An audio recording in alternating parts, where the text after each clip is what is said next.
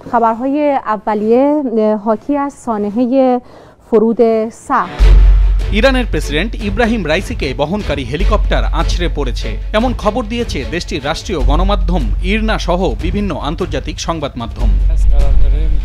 সকালে আজারবাইজানের সীমান্তবর্তী এলাকায় একটি জলাধার প্রকল্পের উদ্বোধন অনুষ্ঠানে যোগ দিতে গিয়েছিলেন ইরানের প্রেসিডেন্ট রাইসি।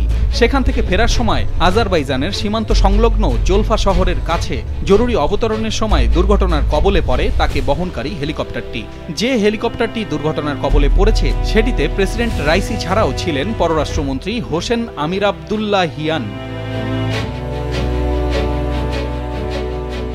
ইরানের রাষ্ট্রীয় সংবাদ মাধ্যম জানিয়েছে প্রেসিডেন্ট রাইসিকে বহনকারী হেলিকপ্টারটি দুর্ঘটনার কবলে পড়ার পর সেটি থেকে জরুরি ফোন কল এসেছিল। হেলিকপ্টারে প্রেসিডেন্টের সঙ্গে থাকা কর্মকর্তারাই ওই ফোন করেছিলেন। ফলে এ দুর্ঘটনায় কেউ হতাহত হননি বলে প্রাথমিকভাবে ধারণা করা হচ্ছে।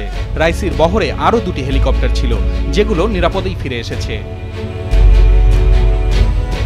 ইরানের স্বরাষ্ট্রমন্ত্রী আমির ভাইদি জানিয়েছেন একাধিক উদ্ধারকারী দল ঘটনাস্থলে যাচ্ছে, তবে তাদের সেখানে পৌঁছাতে সময় লাগবে, কারণ বর্তমানে সেখানে প্রতিকূল আবহাওয়া বিরাজ করছে। ঘন কুয়াশার কারণে উদ্ধার কাজ ব্যাহত হচ্ছে।